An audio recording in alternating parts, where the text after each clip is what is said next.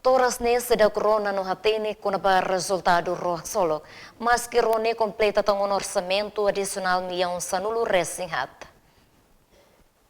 Preocupação ne hatohu si vice bancada CNRT deputado Patrocínio Fernandes Bestel terça ne Parlamento Nacional. Caso Rohac Solo, quando ele começa a saiba público, quando o Tribunal das Contas sai linha relatório auditoria aí, e se não me engano em 2018 ou início de 2019, no relatório vai o ecusi body e linha relatório nerasi cita com a infrações ser para que incluindo Rohac Solo nerasi.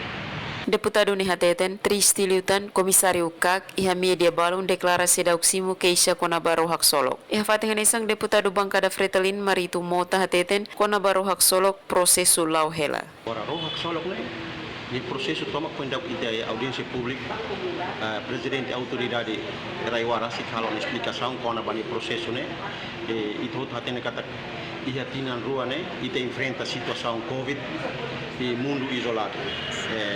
E tahare kata agora foi uma própria forma e também estamos falando na nação civil. Portanto, agora kata buat nebe mak relação ao Rohac Solo, presidente autoridade Raiwara hal explicação bani processo né. Nebe hal kata idane competência presidente autoridade Raiwara.